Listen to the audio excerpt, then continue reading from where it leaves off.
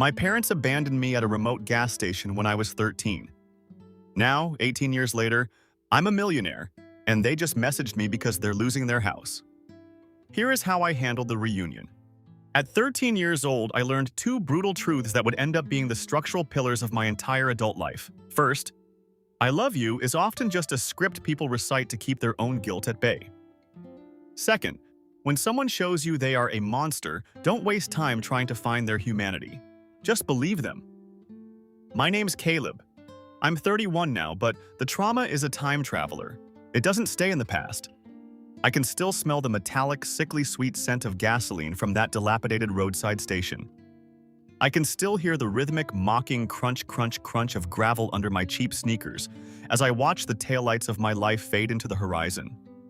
What kind of parents abandon their child at a gas station and just drive off like they're dropping off a bag of old clothes at Goodwill? Mine did. And now, nearly 2 decades of radio silence later, they've reached out. They slid into my life with a casual, hey, as if they hadn't nuked the very concept of family for me. But I'm getting ahead of myself.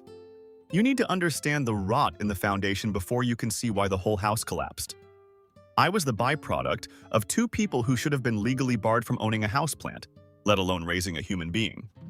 My dad, Jerry, was a walking bruise of a man, bitter, gruff, and perpetually offended by the existence of others.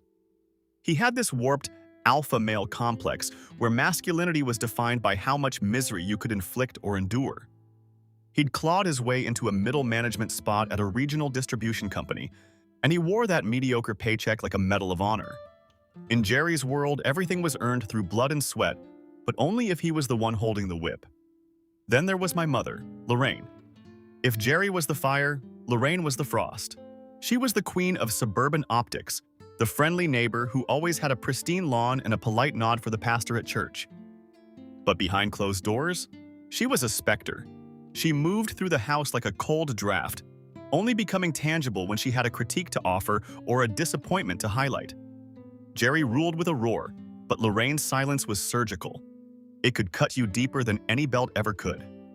I wasn't an only child, which made the contrast even more agonizing. I had an older sister, Tessa. She was 2 years older and comprised entirely of fire and fury. She was everything I wasn't: loud, brash, and unapologetically confident. For reasons I still can't fathom, my parents worshipped the very dirt she tracked into the house. Tessa was the golden child. I was the scapegoat. If a window got smashed, the blame gravitated toward me before the glass even hit the floor. If Tessa failed a class, it was the systemic failure of the education department. If she came home stinking of cheap vodka at 15, she was just exploring her boundaries. Meanwhile, if I left a single spoon in the sink, I was subjected to a 30-minute psychological autopsy on why I was a lazy, ungrateful burden. They treated me like a charity case they'd been legally forced to take in. I never yelled. I never fought back. I tried to be invisible, thinking that if I took up less space, I'd be less of a target. I didn't realize that to people like them, quiet resilience looks a lot like a punching bag that doesn't hit back. By the time I was 11, I was a master of this small life. I stopped asking for help with my homework because I knew the answer would be a sigh of annoyance. I stopped inviting friends over because the tension in the living room was thick enough to choke on. If I brought home a B, Jerry would grunt, "What happened to the A?" If I actually got the A, he'd just nod, eyes glued to the TV, as if it were a baseline requirement not worth mentioning. I vividly remember sitting in the corner of the living room while my parents threw a literal party for a mediocre crayon drawing Tessa had made. "Look at this! She's a visionary! She's going to be a world-class artist!"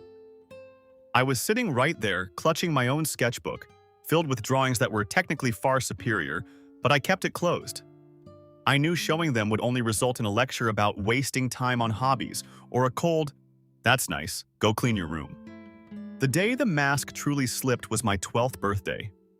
I woke up with that fluttering, naive hope that maybe, just maybe, this was the year things changed.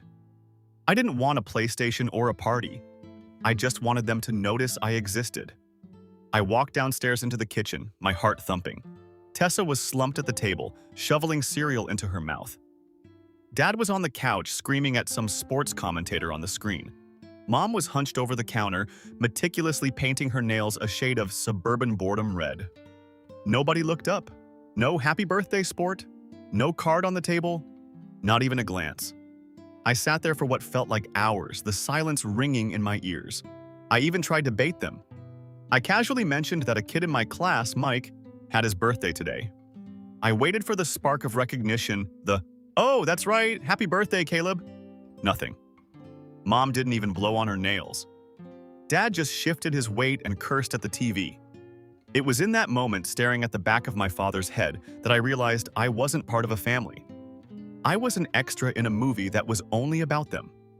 I was the background noise they were waiting to turn off.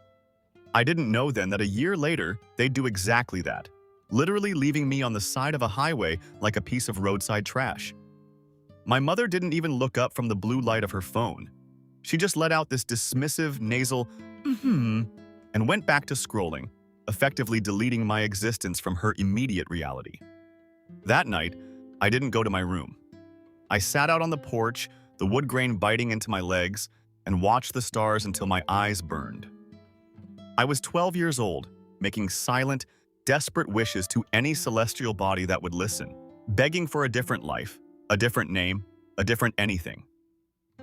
That was the first year I didn't cry. I think that was the day the soft parts of my heart finally calcified.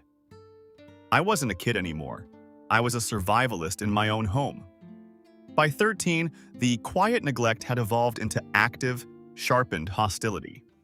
Math had always been my Achilles heel.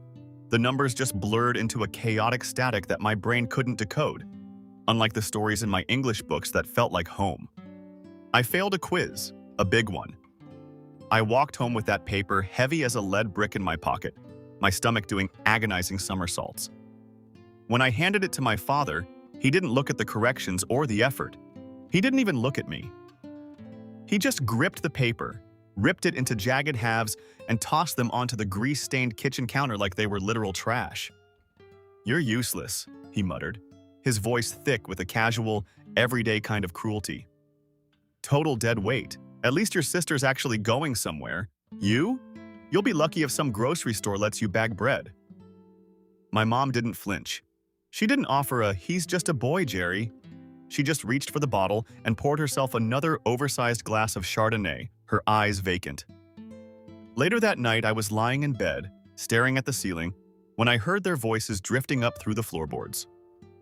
"We're wasting our time with that boy," my dad's voice boomed, stripped of any paternal warmth.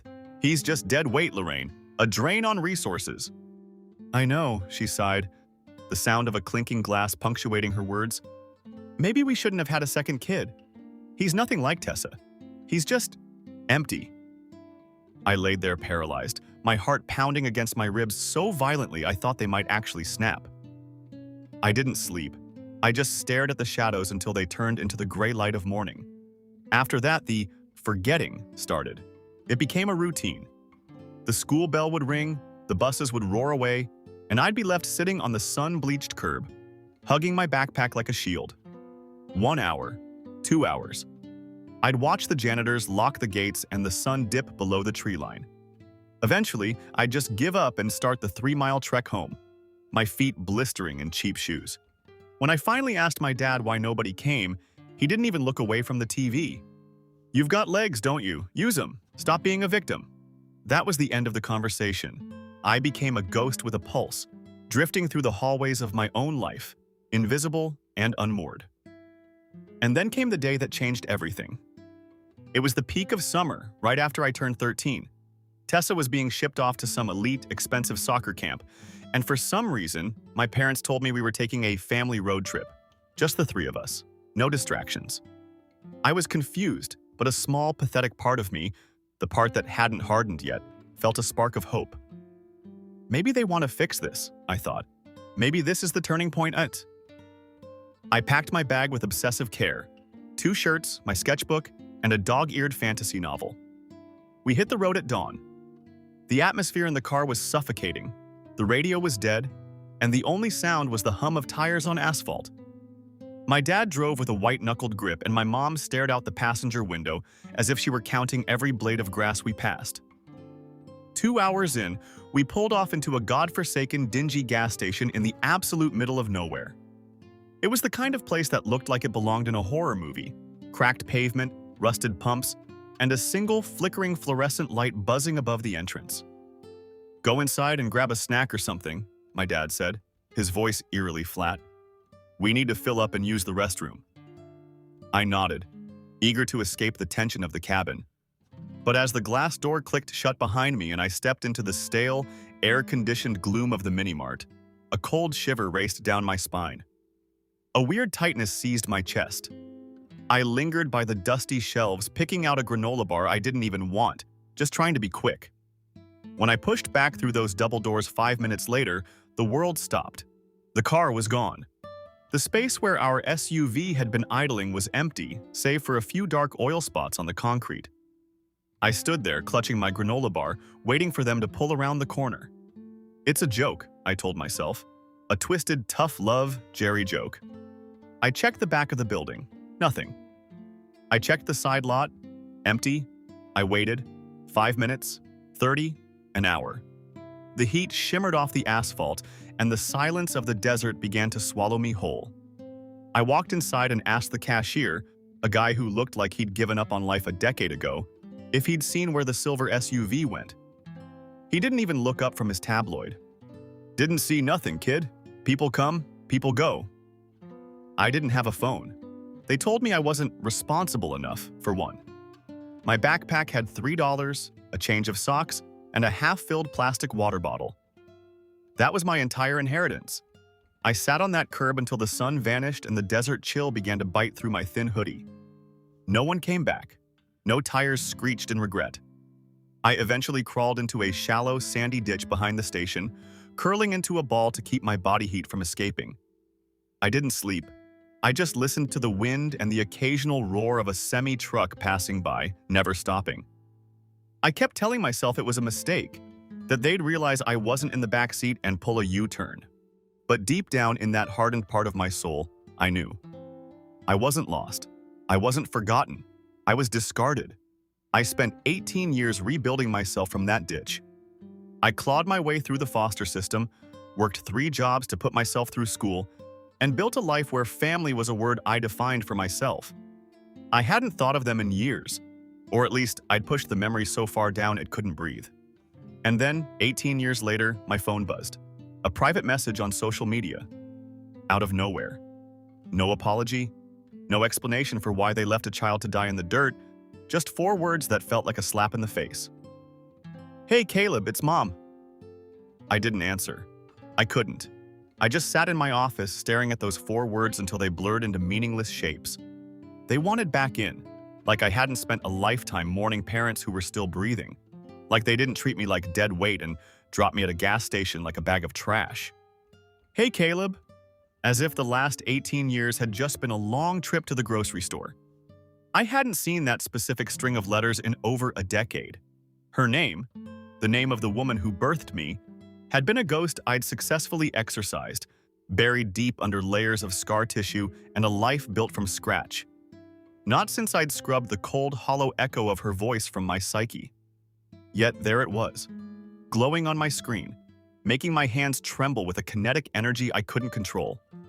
I sat in my apartment, the silence suddenly deafening, navigating a sickening cocktail of white-hot rage, paralyzing shock, and a flicker of something far more dangerous, a morbid, unwanted curiosity. But before I pull back the curtain on the mess that followed that message, you need to understand the slow-motion car crash that led up to it. You need to feel the heat of the nightmare that finally pushed me over the edge. See that abandonment at the gas station? That wasn't some impulsive mistake or a lapse in judgment. It was the grand finale. It was the climax of years spent being systematically dehumanized, ignored, and discarded like yesterday's trash. That betrayal wasn't a standalone event. It was the final, bloody chapter in a book they had been writing since the second I took my first breath. The year leading up to that roadside ditch was a special kind of hell. At 12, I was the human equivalent of a shadow, awkward, lanky, and painfully quiet. I was still clutching onto this pathetic, naive hope that if I just performed well enough, if I was just good enough, I'd finally earn a seat at their table. I became a domestic martyr. I stopped complaining when they forgot my lunch. I volunteered for every soul-crushing chore Jerry threw my way. I even started leaving my sketches around the house, little windows into my soul, praying they'd see my talent and feel a spark of pride. Spoiler alert, they didn't. If anything, my efforts to be loved only made them resent me more. My existence was an inconvenience they were forced to manage. Tessa, meanwhile, was living in a completely different reality. She was the undisputed golden child, the sun around which my parents' entire universe orbited. She was the varsity soccer star, the teenage queen bee with a boyfriend 2 years older and a social life that was funded like a government project. New cleats? Dad was at the store before she finished the sentence. Private coaching? Put it on the tab. $100 for a weekend mall trip? No problem. But when I approached my mom about a $15 fee for the school science club field trip, she didn't just say no, she laughed. A sharp, jagged sound that stayed with me for weeks. Why, Caleb? So you can waste more time and my money with those pathetic nerds? The breaking point for my heart, the first of many, happened a few months later. My middle school was hosting an art exhibition. It was a big deal for me. One of my sketches, a piece I'd poured my entire soul into for weeks, had been chosen for the main display. I told them about it 3 times. I wrote it in bold ink on the fridge calendar. I even printed out a flyer and physically put it in my mother's hand. "We'll see," she had said, her eyes never leaving the hypnotic glow of her phone screen. The night of the exhibit, I stood in that echoing gymnasium wearing my only nice shirt, standing by my artwork like a loyal dog waiting at a grave. I watched other parents flood the room. I saw them taking photos, beaming with pride, hugging their kids, and buying those little framed versions of the student art. I watched the clock with a rising sense of dread. 6:15, 6:30, 7 o'clock. They never showed. Tessa had a soccer practice. Not a game, just a routine practice. And apparently, that was more important than seeing their son's only accomplishment. I walked home that night through a freezing downpour, soaked to the bone and shivering. I tucked my sketchbook under my jacket, hugging it against my chest as if it were the only source of warmth left in the world. That was the night the sadness curdled into hate. I don't use that word lightly. I didn't want to be a person consumed by bitterness. I didn't want to be twisted. But something vital snapped inside me that night. It's one thing to be forgotten by strangers, but it's a whole different level of trauma to be made invisible on purpose by the people who are supposed to be your sanctuary. A few weeks after the exhibit, I got truly, dangerously sick. I'm talking a triple-digit fever, violent chills, and the kind of vomiting that leaves you gasping for air. When I dragged myself to the kitchen to tell my mom, she didn't even put a hand to my forehead. She just slid 2 aspirin across the counter and told me to drink some water because she had a hair appointment she couldn't miss. I spent 2 days in a delirious haze, tucked away in my room. No one checked on me. No one brought me soup or checked a thermometer. At one point, I crawled to the bathroom and threw up so violently I saw stars. I ended up lying on the cold tile floor, my cheek pressed against the porcelain, genuinely wondering if I died right there, how many days it would take for the smell to alert them to my absence. And the messed up part? I still tried. Even after they showed me they didn't care if I lived or died, I made one last-ditch effort for a normal family moment. One Saturday morning, I got up early to make them a full breakfast. Eggs, golden toast, fresh coffee. I followed a recipe from a library book like it was a holy ritual. I thought maybe a small, selfless act would finally bridge the gap. They drifted downstairs like ghosts. My dad glanced at the spread, let out an annoyed grunt, and asked, "What's this supposed to be?" My mom took one sniff of the coffee, wrinkled her nose in disgust, and muttered, "This tastes burnt. You can't even get coffee right." They didn't touch a single bite. Tessa came down a minute later, grabbed a Pop-Tart without looking at me, and sneered, "God, Caleb, are you trying to poison us or something? Get a life." They left for the day, leaving me standing in a kitchen full of cooling food and a silence that felt like a funeral. That was the morning I officially checked out. I went numb. I stopped talking unless I was spoken to. I became a ghost with a pulse, doing the bare minimum to survive under their roof. My teachers noticed the light going out in my eyes, but whenever they called home, my parents were ready with a script. They painted me as the problem, the difficult child, The sensitive one who just wouldn't put in the effort no matter how much they tried. I'll never forget overhearing my mom on the phone with my counselor, her voice dripping with fake, performative exhaustion. "We've tried everything with him, we really have, but he's just unreachable." They weren't just neglecting me. They were gaslighting the world into believing I was the one who had abandoned them long before they left me at that gas station. "He's just broken." That was the label they slapped on me. Not hurting, not struggling, but broken, like a discarded toy with a faulty circuit. That word became the background noise of my life, but it was the great betrayal that truly gutted me. The one that still makes my stomach perform a sickening somersault of pure, unadulterated bile. It started with one of Tessa's classic sociopathic maneuvers. She was 14, no license, zero impulse control, and a boyfriend who encouraged her worst instincts. She took my dad's car for a midnight joyride, hit a brick mailbox hard enough to crack the fender, and crept back home like a thief. By morning, the silver paint was gouged, the mirror was hanging by a wire, and the fender was buckled. I was in the living room, trying to disappear into a book when my dad exploded through the front door. "Did you take the car last night?" he roared, his face a deep, pulsating purple. "No," I stammered, my heart hammering against my ribs. "I didn't even leave my room. Tessa says you did." I looked toward the hallway. Tessa was leaning against the door frame, her arms crossed, her face a mask of bored indifference. "She's lying," I said, my voice barely a whisper.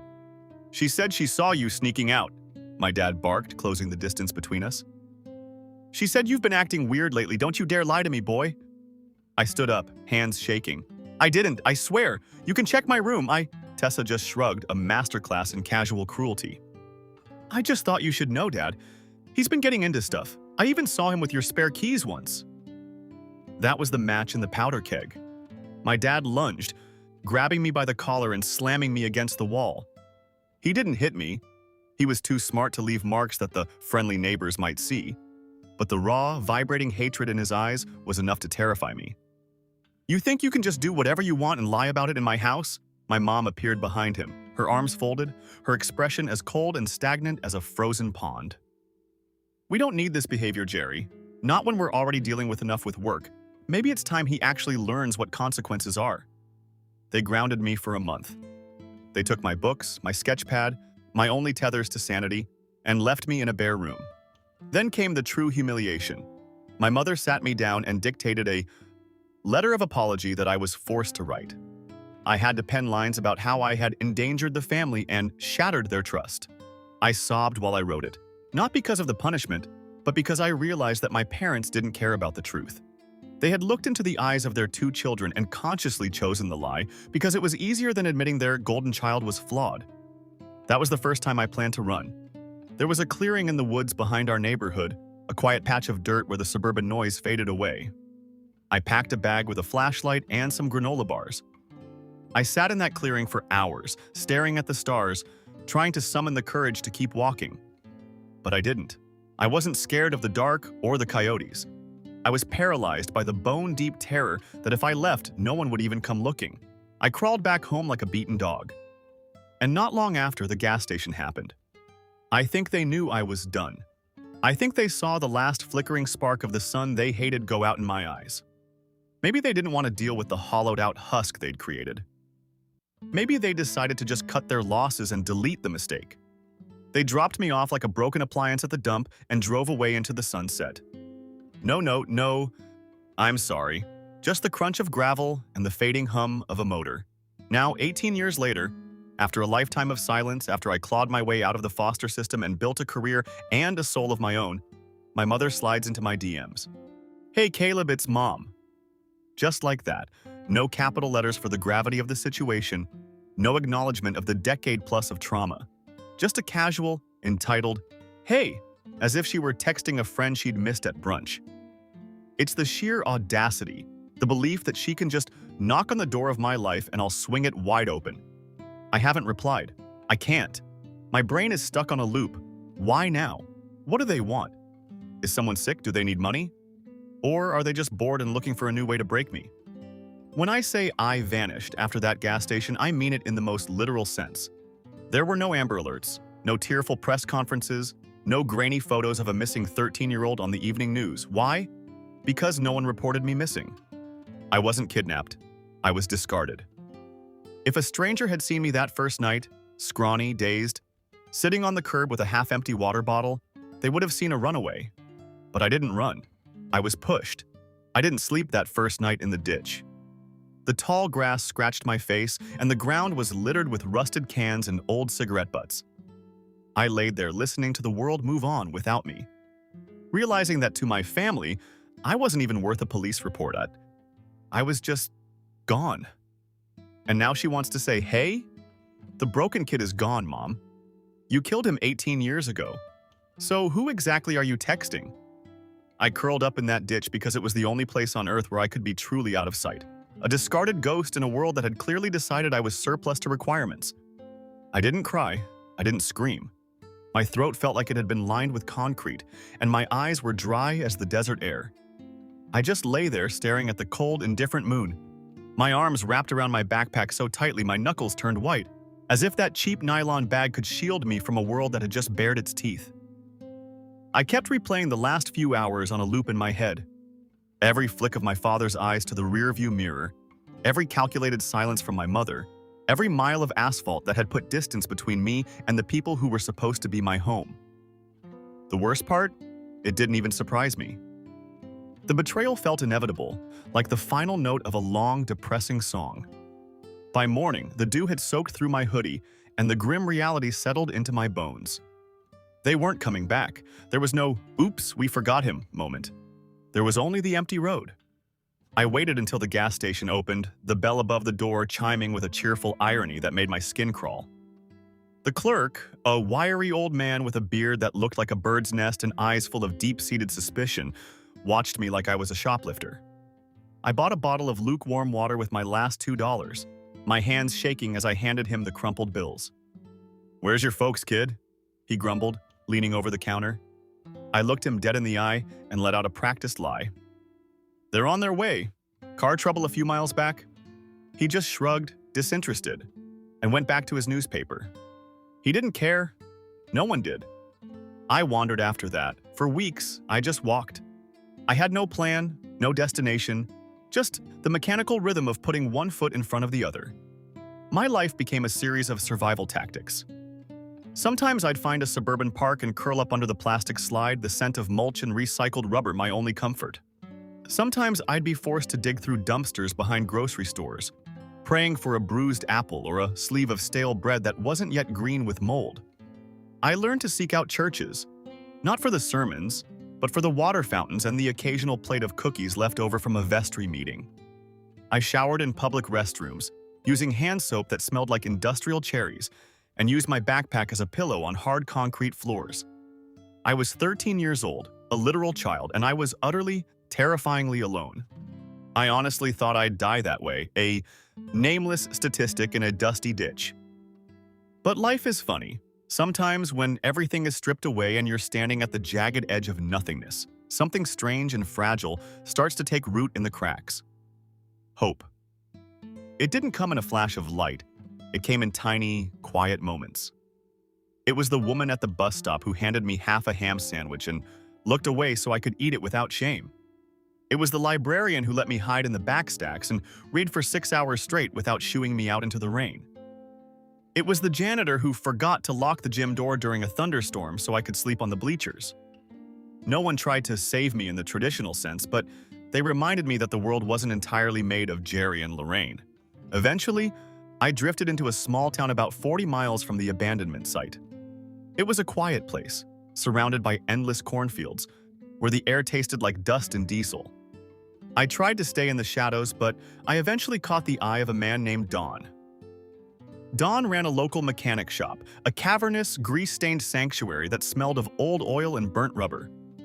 He was a mountain of a man, with hands permanently stained black by his trade and a habit of constantly chewing sunflower seeds. He caught me one afternoon, waist-deep in the dumpster behind his shop, looking for anything edible.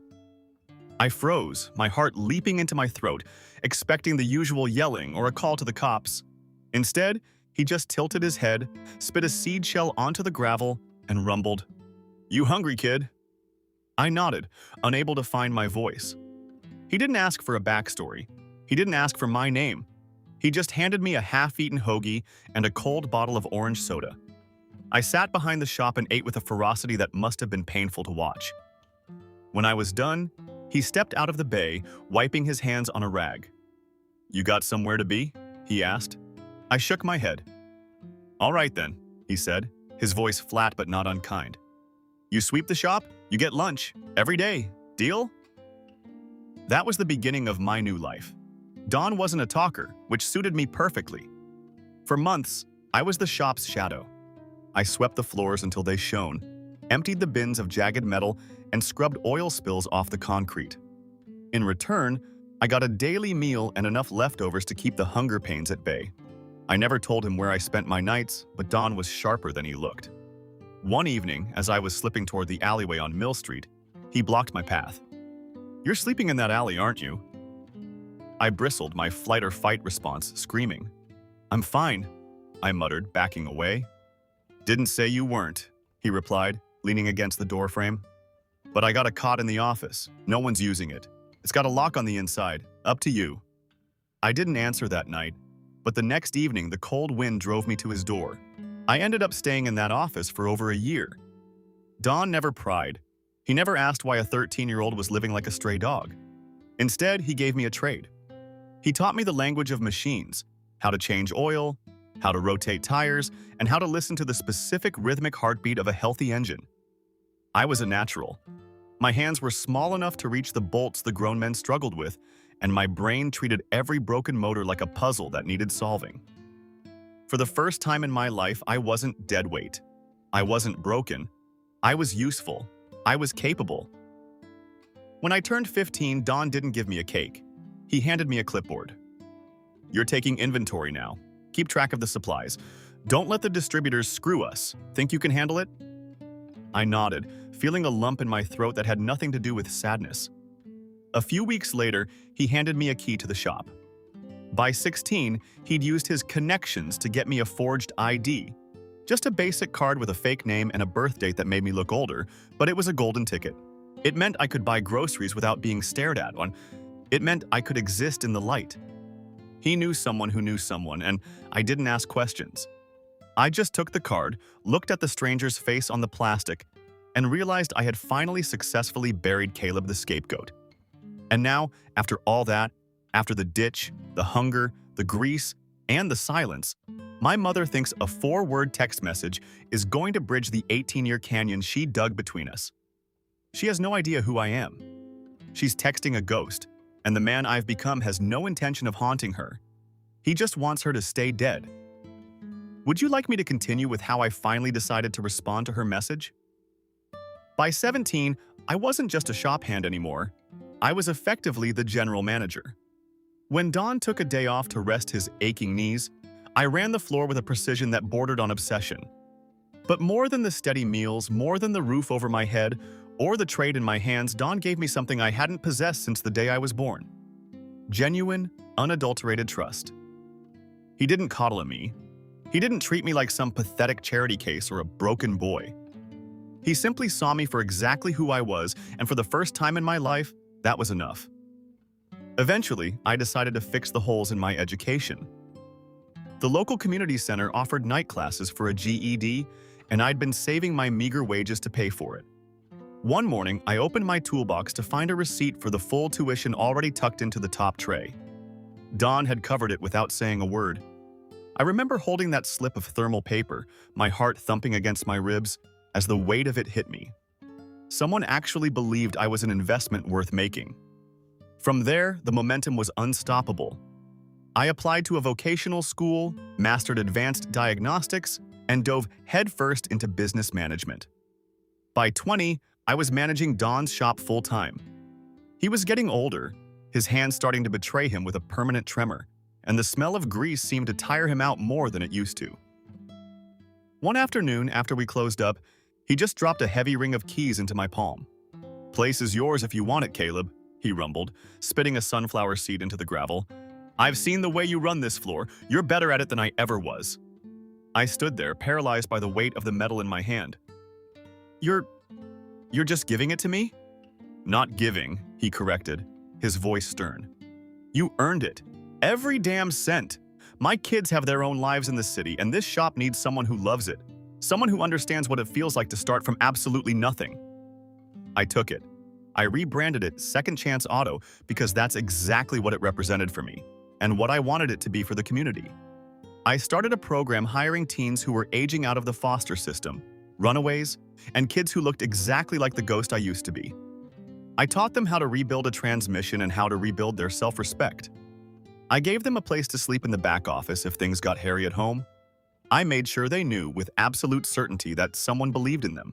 Not all of them made it. Some were too far gone, consumed by their own demons and the dead weight labels their own parents had tattooed on their brains. But many stayed. Many thrived. By 25, I opened a second location. By 28, I was a consultant for regional franchises. Now, at 31, I own 5 successful businesses across 3 counties. People call me Sir now. Bank managers ask for my advice on local economic trends. When I walk into a room, the air doesn't move around me anymore. I occupy the space. I am no longer invisible, but I never forgot the ditch. I never forgot the sickly sweet smell of that gas station or the silence of a world that had written me off as a lost cause. Which is why, when that notification lit up my phone, it felt like a tectonic shift. Hey Caleb, it's Mom. I didn't open it for 2 days. I just let the phone sit on my mahogany desk, staring at it as if it were a live grenade. What do you do when the ghost of your past, the person who tried to bury you alive, suddenly knocks on your digital door? Do you answer? Do you run? Or do you burn the bridge before they even have the chance to set foot on it? On the 3rd day, I clicked it. The text was nauseatingly brief. Hey Caleb, it's Mom. We'd love to talk sometime. Hope you're doing well. We're proud of you. Proud of me. I let out a laugh that started in the pit of my stomach and ended as a jagged, bitter sound that echoed through my quiet office. The sheer, unmitigated gall. After abandoning me like literal refuse on the side of a highway, they were proud. I didn't reply, but the curiosity was a low-grade fever I couldn't break. I did a deep dive. I searched their names, and the reality was a stark contrast to my own life. They were drowning. My dad had been downsized out of his distribution job 3 years ago. My mom had suffered a minor stroke the following year, and the medical bills had clearly gutted them. Tessa? The golden child had hit a wall. A messy, high-conflict divorce had sent her crawling back to them, 2 kids in tow, living in a cramped rental because the family home had been sold off to cover debts. They were scraping the bottom of the barrel. And then I found it. A local business spotlight article about Second Chance Auto. There was a high-res photo of me standing in front of my flagship shop, arms crossed, wearing a custom-tailored suit, smiling for the camera. The article talked about my mysterious rags-to-riches background, my advocacy for foster youth, and my net worth. They hadn't found their son. They had found a life raft. After nearly 20 years of silence, they wanted to reconnect because I was finally useful to them again. I had become the very thing they told me I'd never be, and now they wanted a piece of it. As I stared at the screen, my heart wasn't racing with fear anymore. It was cold. It was steady. It was the heart of a man who had survived the ditch. I realized I wasn't going to ignore her. Not because I wanted a relationship, and certainly not because I forgave them. I wanted clarity. I wanted them to see exactly what they had thrown away. I wasn't that scared, broken 13-year-old kid anymore, begging for crumbs of affection and a happy birthday. I wasn't waiting to be seen. I was the one holding the keys now. I typed out a response, my fingers steady as a surgeon's. If they wanted to face me, they'd have to face the man they left to rot. And I was going to make sure every second of it was earned. I had built a god-tier life without a single shred of their help. I had clawed my way out of that ditch, built a multi-county empire, and earned a seat at tables they weren't even allowed to clean. And now, after almost 2 goddamn decades, they were poking around like they'd just misplaced a set of car keys and wanted to check if their investment was still breathing. I didn't reply to the message. Not yet. I'm a strategist by trade. You don't run 5 successful businesses by reacting on impulse. I needed time. Not to think, but to plan. I wanted them to feel exactly what I had felt in that ditch. The crushing weight of being lost, the suffocating sense of being powerless, and the agonizing realization that you are completely uninvited to the table. I didn't want to scream or rant. I didn't want to give them the satisfaction of a troubled son narrative. That would have been too loud, too desperate. I wanted the silence to do the heavy lifting. I wanted a slow, clinical boil. The best revenge isn't an explosion. It's a long, cold winter of consequences. I started by doing what I do best: data collection. People leave digital footprints everywhere these days, especially when they're desperate and clinging to the frayed edges of middle-class respectability. The article about my shops must have hit them like a freight train. Caleb, the useless one, the dead weight, was now the king of the very county where they were barely keeping their heads above water. What they didn't realize was just how close I actually was. One of my flagship shops was a mere 20 minutes from their dilapidated rental. The same cracked sidewalks I had wandered alone and hungry at 13 were now part of my daily business routes. I had probably sat next to them at a red light in my Mercedes and never even blinked. Or maybe they had seen me. Maybe they saw the custom suit and the confidence, and that's what triggered the sudden motherly outreach. Either way, they had made the first move. Now, I was going to finish the game. I wasn't going to confront them directly. That gives them a target to aim at. Instead, I reached out to a woman named Brenda, an old neighbor from the before times. She was the only one who ever looked at me with anything resembling pity, slipping me cookies when Jerry forgot to feed me. When I called, her voice cracked. "Caleb, is that really you?" "Yeah, Brenda. It's been a long time." "Oh, honey, you have no idea. We all thought, well, we feared the worst. Your parents told everyone you ran away in the middle of the night." There it was, the big lie. The narrative they'd used to protect their precious reputation. "They never told you the truth, did they?" I asked, my voice as cold as a morgue slab. "No," she whispered. "They had the police over, said you'd left a cryptic note, said they tried everything but you were just troubled. Honestly, it never sat right with me. But Jerry isn't the kind of man you argue with." I thanked her and hung up. So I was a troubled runaway. From a legal perspective, I was a ghost. I pulled more threads, calling in a favor from a lawyer client who owed me big. Within a week, I had a dossier on their misery that was as thick as a phone book. It was a total disaster zone. They were 3 months behind on rent and facing eviction. Tessa, the golden child, had crashed and burned. Her husband had ditched her for a younger version of herself and moved out of state, leaving her unemployed and dragging 2 kids through my parents' cramped living room. Jerry had set his retirement fund on fire trying to flip used trucks, a business he had zero aptitude for, and my mom's medical bills from her stroke were a mountain they couldn't climb. And yet, there was zero humility. My lawyer found their social media. They hadn't sold the gas-guzzling 2014 Dodge Durango Jerry still treated like a throne. They were still posting those classic passive-aggressive Facebook memes about fake friends and ungrateful children. No accountability, no "we messed up." Just a bitter, entitled belief that the world owed them something. But the real kicker? The thing that made my blood reach a literal boiling point? My lawyer found a record of a quiet, failed lawsuit they'd filed against the state shortly after I ran away. They had tried to claim emotional damages and sought financial assistance for the trauma of their son's disappearance. They had literally tried to monetize my abandonment. They left me to die, then tried to turn my empty bedroom into a paycheck. That was the moment the last shred of my hesitation evaporated. I couldn't just ignore them and let them rot. I had to ensure they understood exactly who they had discarded. I was going to let them see the man I'd become. But I was going to do it on my terms, in my house, where I held all the cards. I was about to invite them to reconnect, but they had no idea that the second chance I was offering wasn't for them. It was for me to finally balance the books. I was done being a ghost. I wasn't just doing this for myself anymore. I was doing it for every kid who had ever been tossed into the trash by the people meant to be their world. But I wasn't going to pull some low-rent R/pro revenge stunt. No shouting matches, no messy public brawls. This was going to be surgical. I wanted them to see me, not as the broken boy they left behind, but as the architect of their ultimate irrelevance. The groundwork had to be flawless. I started by reclaiming my own narrative. For years, I had dodged the local press, preferring to keep my head down and my books clean. Now, I reached out to a high-end regional business magazine and accepted an interview I'd declined 3 times before. The journalist was a shark, smart, observant, and capable of finding the soul in a story.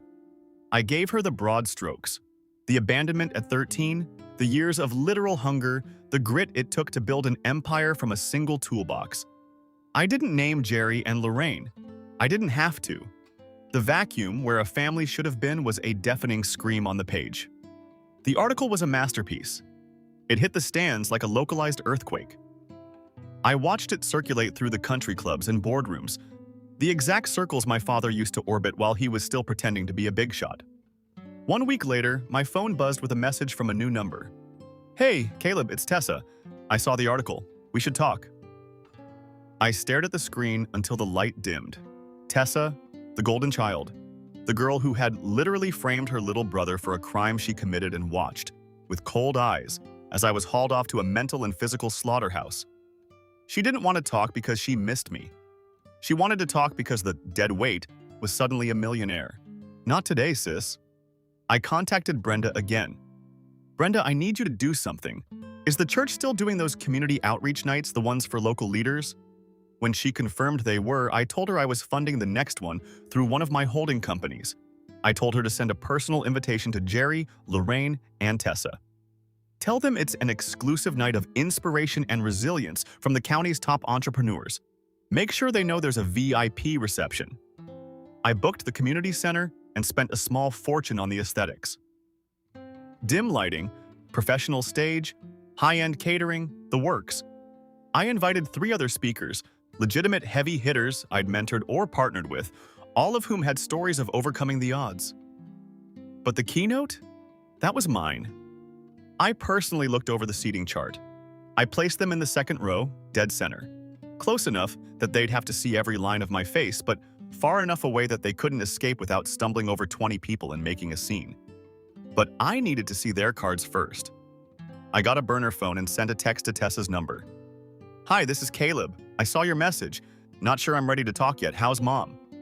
She replied within seconds. "She's okay, recovering. We're all just surprised to hear from you. I read that article, by the way. You didn't mention us. I thought that was weird." Weird? That word made my skin crawl. Not tragic, not, "We've been sobbing for 18 years. Just weird. As if I'd accidentally omitted a footnote in a quarterly report. They were genuinely baffled that I didn't include the people who left me in a ditch as part of my success story. "I kept things private," I typed back. "Didn't want to cause trouble." "Still," she messaged back, the entitlement practically dripping off the screen. "It would have been nice to be included. We've all changed, you know. We should grab lunch soon." I didn't plan on lunch. I planned on a stage, a spotlight, and the cold, hard truth. The night of the event arrived. The room was packed. Small-town curiosity is a hell of a drug, and local success story Caleb was the main attraction. I stood backstage, adjusting my cufflinks, my heart as steady as a mountain. I wasn't the 13-year-old with the granola bar anymore. I was the man who owned the building. My speech was a work of art. I didn't write it to be a rant. I wrote it to be a mirror. I planned to walk the audience through the anatomy of a discard. I would talk about the coldness of the kitchen, the silence of the family car, and the specific sound of gravel under tires as your parents drive away from you. I would talk about Don, the man who actually gave me a life, and the kids I now protected. I would describe my parents not as monsters, but as shadows. Small, insignificant people who tried to extinguish a light they couldn't control. The event coordinator walked up to me, her headset crackling with static. "Your VIP guests have arrived and are seated," she whispered. I walked to the edge of the heavy velvet curtain and peeked through the gap. There they were. Jerry looked old and shrunken, his alpha posturing replaced by a bitter, slumped defeat. Lorraine was thin, her face pulled tight on one side from the stroke, looking around the room with a hungry, desperate greed. And Tessa was there, dressed in what I assumed was her best "I have a rich brother" outfit, already trying to network with the people around her. They looked like they were waiting for a coronation. They thought they were the guests of honor. They thought they were about to be welcomed back into the fold of my success. "You're on in 2 minutes, sir," the coordinator said. I took a deep breath, the scent of expensive floor wax and anticipation filling my lungs. It was time. Time to show them that while they might have given me life, they had absolutely no right to inhabit mine. I stepped out into the blinding white light of the spotlight, the applause thundering in my ears, and looked directly into the second row. The look of realization on Jerry's face when he saw the useless boy standing there in a $3,000 suit was worth every cold night I ever spent in a ditch. I gripped the podium, leaned into the mic, and began. Good evening, my name is Caleb, and tonight I want to talk to you about what it means to be truly abandoned and the power of never looking back. Jerry, Lorraine, and Tessa were huddled together in the second row, their eyes nervously scanning the high-ceilinged room as if they were looking for a shortcut to the buffet or a way to rub elbows with the local elite. Tessa was wearing this forced plastic smile, the kind people wear when they're trying to manifest a lifestyle they can no longer afford. My mom looked fragile, her skin like parchment paper and her hair a frantic shade of gray. My father, however, was a statue of pure, unadulterated bitterness. He sat rigid, his jaw set like a slab of granite, still trying to project that man-of-the-house authority despite the fact that his kingdom had long since turned to ash. None of them recognized the name on the glossy program. Caleb Myers meant nothing to them because, in their minds, Caleb was a ghost they'd successfully buried in a shallow grave of lies. They were here for the networking, for the free drinks, and for a chance to leech off some local success story. They had no idea that the reckoning was about to take the stage. When the moderator finally announced my name, I walked out under the scorching heat of the stage lights. The applause was polite, the kind of warm reception you give a local hero. To the audience, I was the success story of the year, the guy who turned a greasy wrench into a multi-million-dollar empire and used his profit to save at-risk youth. But the second I stepped into the center of the spotlight, the second row turned into a crime scene. My mother's hand flew to her mouth as if she were trying to catch a scream. My father's spine snapped straight, a visible jolt of electricity running through his frame. Tessa blinked rapidly, her face contorting in a mix of confusion and pure crystalline terror. She leaned over and hissed something into my mother's ear, but I didn't give them a second of my attention. Not yet. I let the silence hang in the air, heavy and suffocating, just long enough for the reality of my existence to settle into their marrow. "Good evening," I began, my voice amplified and steady, echoing off the back walls. "My name is Caleb Myers, and I wasn't always the man standing before you tonight. Once upon a time, I was the kid that nobody wanted." The room went tomb quiet. I could feel the collective breath of the audience hitch. My father's face drained of color until he was the shade of old milk, his lips twitching as if he wanted to stand up and roar at me to shut up, just like he used to. My mother's eyes darted frantically toward the exit sign. Tessa sat frozen, her jaw clenched so tight I thought I might hear her teeth crack. I told the story with the precision of a surgeon.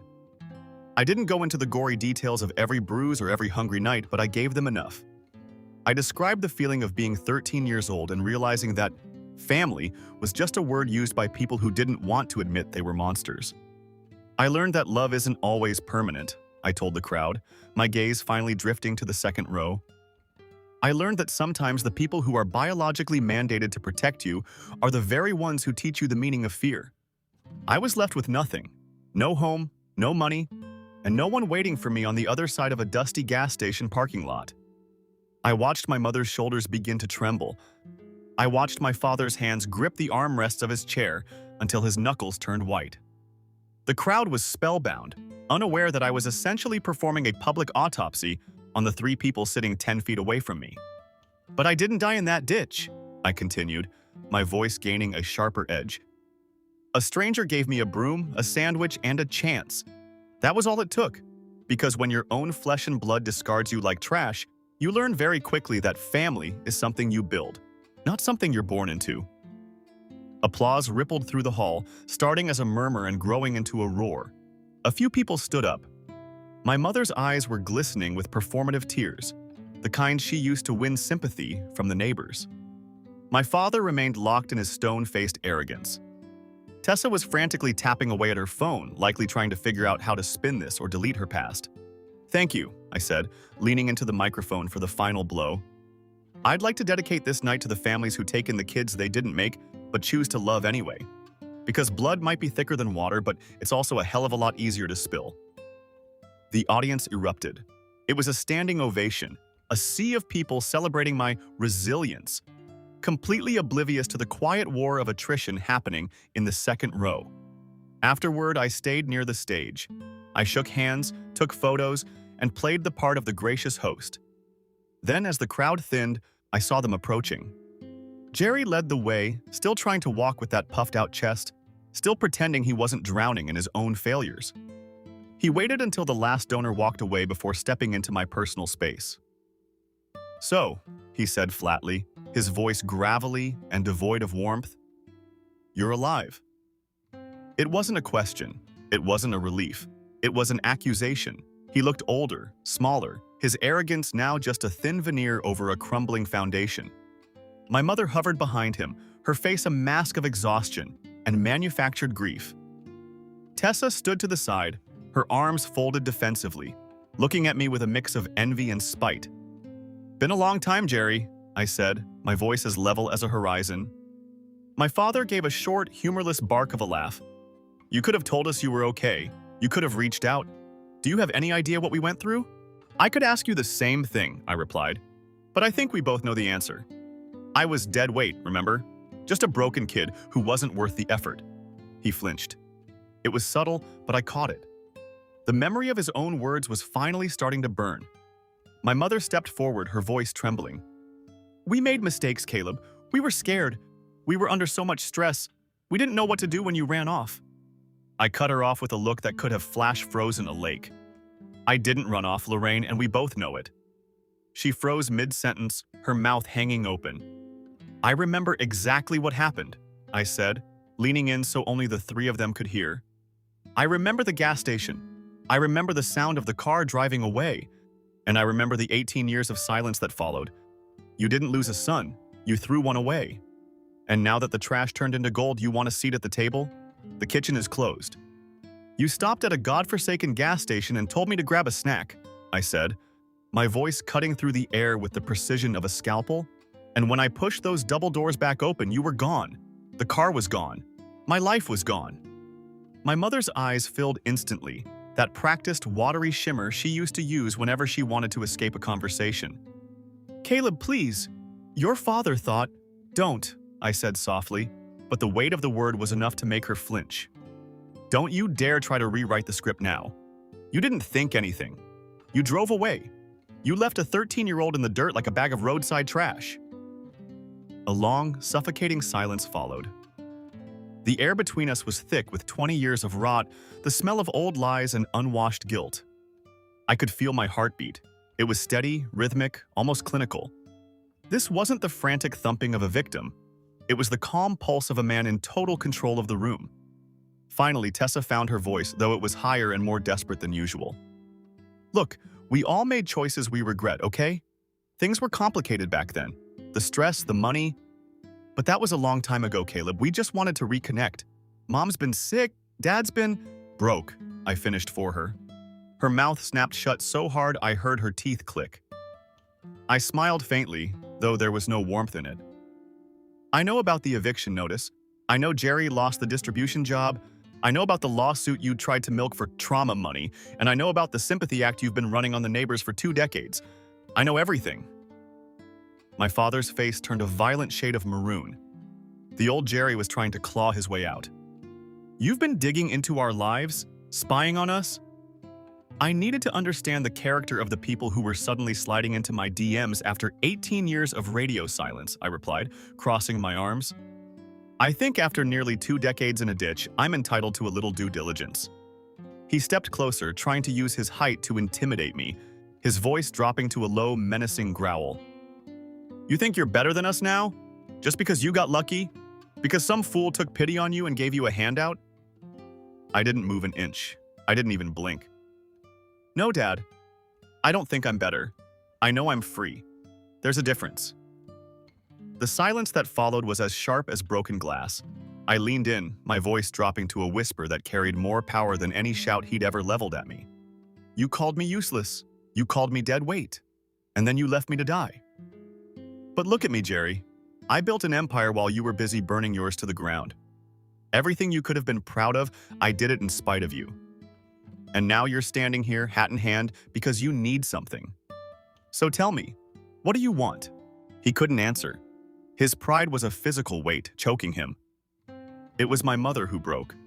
Her voice was a fragile, warbling thing. "We're losing the house, Caleb, the bills, the medical stuff from the stroke. We just thought, maybe—" She swallowed hard, her eyes darting to my expensive watch. "Maybe you could help, just a little. We're family." There it was. The ugly, naked truth. Not a shred of remorse. No. "I'm sorry we abandoned you to the elements. Just a calculated play for my bank account." The family card, played by the people who had revoked my membership when I was a child. I took a long, slow breath, then reached into the inner pocket of my tailored blazer. They watched my hand with predatory expectancy, their eyes widening, likely imagining a checkbook or a thick stack of hundreds. Instead, I pulled out a single, matte black business card. I handed it to my mother. "What's this?" she asked, her fingers trembling as she took it. "It's the contact info for a private foundation that helps families in crisis," I said. "They handle housing, medical advocacy, and debt restructuring. They're good people.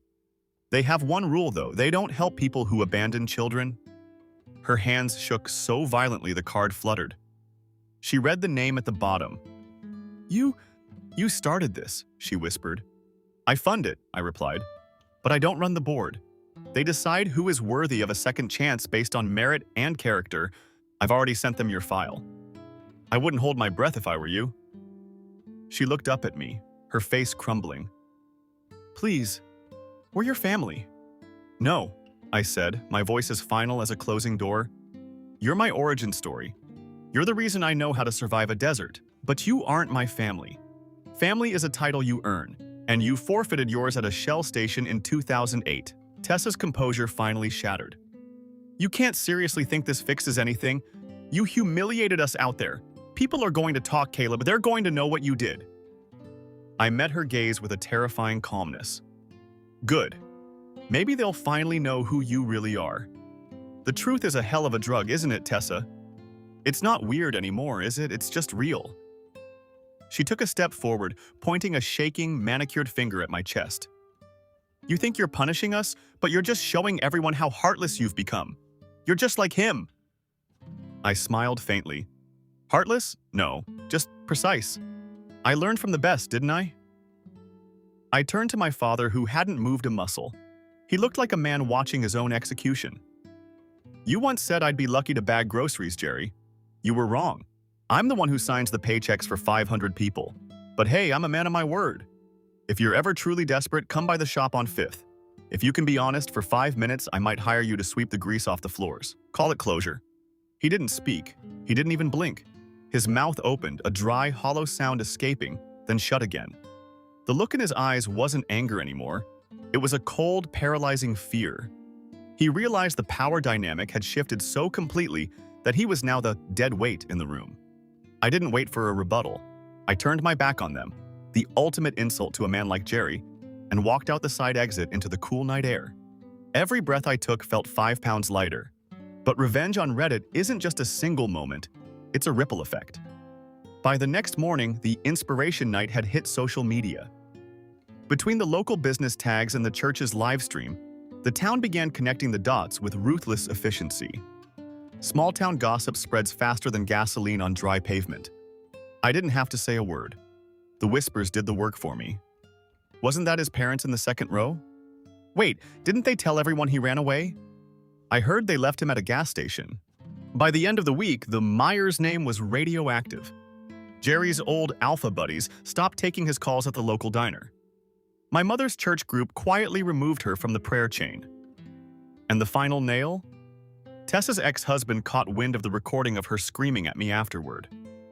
He filed for an emergency custody hearing for their 2 kids, citing her documented emotional instability and history of familial deception. I didn't send him the tape. I didn't have to. In a town this small, when you leave someone in a ditch, the dirt eventually finds its way back to you. I'm 31 now, and for the first time in my life, I don't smell the gasoline anymore. I just smell the fresh air of a life that belongs entirely to me. Truth has a way of clawing its way to the surface, no matter how much dirt you pile on top of it. After that night at the community center, the floodgates opened. They tried to swarm my life again, of course. My phone became a graveyard of missed calls, my inbox a toxic waste dump of emails, and my physical mailbox was stuffed with letters that smelled of desperation and cheap perfume. The narrative had shifted from, "Hey Caleb," to a frantic collective wail. "We're sorry. We were scared. We didn't mean it." Family is supposed to be about forgiveness. I blocked every number. I filtered every address. I never gave them the satisfaction of a single character in response. I was done being their emotional punching bag, and I sure as hell wasn't going to be their retirement plan. But then, about a month into the radio silence, a letter arrived that was different. It wasn't typed on a computer or sent via a lawyer. It was a single sheet of lined paper covered in the shaky, spidery script of an old woman whose body was failing her. My mother. She didn't ask for a wire transfer. She didn't make excuses about the stress of 2008. She just wrote one solitary line that made the world around me go quiet. "I still see your empty seat at the table." I sat at my desk, the heavy mahogany feeling cold beneath my palms, and watched that paper tremble in my hand. For the first time in nearly 2 decades, I felt something that wasn't white-hot anger or icy indifference. It wasn't forgiveness. Let's be real, you don't forgive someone for deleting your childhood. But it was distance. It was the sudden, profound realization that I didn't need to carry the weight of hating them anymore. Why? Because they had already built their own prison. They had to wake up every morning in a house built of their own horrific choices, surrounded by the ghosts of the son they threw away and the daughter who had become a mirror of their own toxicity. They were living their own personal r/leopards ate my face moment, and I didn't have to lift a finger to make it worse. I folded the letter with clinical precision and placed it in a small, locked wooden box I keep under my desk. That box is my sanctuary. Inside sits the rusted, oil-stained wrench Dawn gave me on my first day. My old sketchbook from when I was 12, filled with the dreams of a boy who just wanted to be seen, and a Polaroid of the first second-chance auto shop I ever opened. It's my visual proof that everything I ever needed, I built with my own 2 hands. Everything they systematically destroyed, I rebuilt better, stronger, and entirely without their poison. A few months later, I found myself driving down that same stretch of highway. I didn't plan it, but my car seemed to pull itself toward that specific exit. I pulled into that same gas station, the place where the world ended and began. It was a skeleton of its former self now. Half the pumps were wrapped in yellow caution tape. The open sign was rusted and buzzing like a dying insect, and the pavement was a graveyard of weeds. I stood in the parking lot, my hands deep in the pockets of my overcoat, listening to the lonely hum of the distant interstate. I stood on the exact patch of gravel where a scrawny, terrified 13-year-old had watched a pair of taillights vanish into the night. I remembered the boy who waited for a car that was never, ever coming back. And then, I smiled. I smiled because that boy didn't die in that ditch. He didn't become a statistic or a shadow, he just changed. He shed the skin of a victim and grew the armor of a survivor. I walked inside the grimy little store, bought a bottle of water, and placed a folded $20 bill on the counter. "For the next kid who looks like he's waiting for something," I told the bewildered clerk. A small, silent kindness for whoever might find themselves at the edge of the world next. I walked back to my car, a machine I owned, in a life I created, and caught my reflection in the side mirror. I didn't see an orphan. I didn't see dead weight. I saw a man who had forged a family out of ashes and built a legacy out of spite and sweat. For the first time in 31 years, I said it out loud.